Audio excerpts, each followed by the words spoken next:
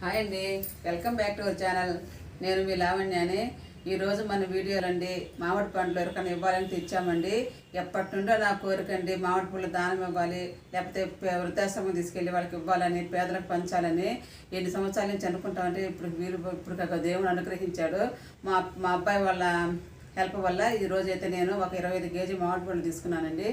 అనాథాశ్రమకి తీసుకెళ్ళి ఇచ్చేద్దామని చెప్పి రెడీగా పెట్టుకున్నాము. ఇప్పుడు బయలుదేరుతున్నామండి. బయట ఎవరన్నా కానీ ఉంటే వాళ్ళకన్నా ఇస్తాము, లేదా ఒక అనాథాశ్రమకి తీసుకెళ్ళని ఇద్దాం అనుకొని బయలుదేరుతున్నాము.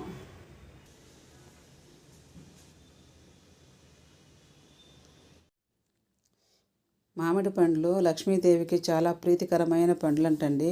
ఈ మామిడి పండ్ల సీజన్ అంతా కూడా అలా లక్ష్మీదేవికి దేవుడికి ప్రసాదంగా పెడితే చాలా మంచిది.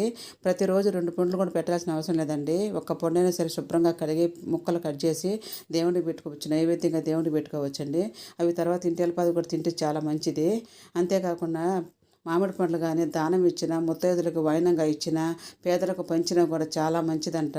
అది అట్లా పంచినందువల్ల ఎన్నో తరాల పాటు సౌభాగ్యంతో ఎంతో నూరేళ్ళు దీర్ఘ సుమంగళిగా కూడా ఉంటారని శాస్త్రంలో చెప్పబడిందండి.